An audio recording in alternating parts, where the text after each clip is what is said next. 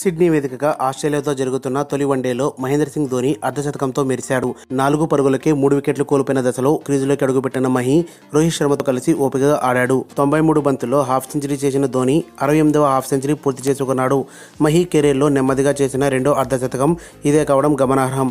గత ఏడాది ఒక అర్ధ సెంచరీ కూడా చేయని మహి ఈ ఏడాది తొలి వన్డేలోని హాఫ్ సెంచరీ చేయడం గమనార్హం. 14 ఇన్నింగ్స్ విరామం తర్వాత ధోనికి ఇది తొలి అర్ధశతకం. 10 పరుగుల్లోపు 3 వికెట్లు కోల్పోయాక 4వ వికెట్కు నమోదైన రెండో అతిపెద్ద భాగస్వామ్యం ఇదే కావడం గమనార్హం. 1984లో ఆస్ట్రేలియా విండీస్పై 150 పరుగులు చేయడమే ఇప్పటి వరకు అత్యుత్తమం. భాగస్వామ్యం బలపడుతున్న తరుణంలో బహ్రెయిన్ డ్రాప్ బౌలింగ్లో ధోని ఎల్బీడబ్ల్యూగా వెనుదిరిగారు. బంతి అవుట్ సైడ్ పిచ్ అయినా అదేమీ పట్టించుకోకుండానే అంపైర్ మైకేల్ అవుట్ ఇచ్చాడు. టీమిండియా అప్పటికే 2 రివ్యూలను వృధా చేయడంతో మరోసారి డీఆర్ఎస్ కోరే అవకాశం లేకపోయింది. దీంతో భారత్ కీలకమైన ధోని వికెట్ కోల్పోయింది. డీఆర్ఎస్ కోరడంలో కింగ్ అయిన ధోని నిరాశగా పెవిలియన్ చేరాల్సి వచ్చింది. మరిన్ని అప్డేట్స్ కోసం మన ఛానల్ని సబ్స్క్రైబ్ చేయండి.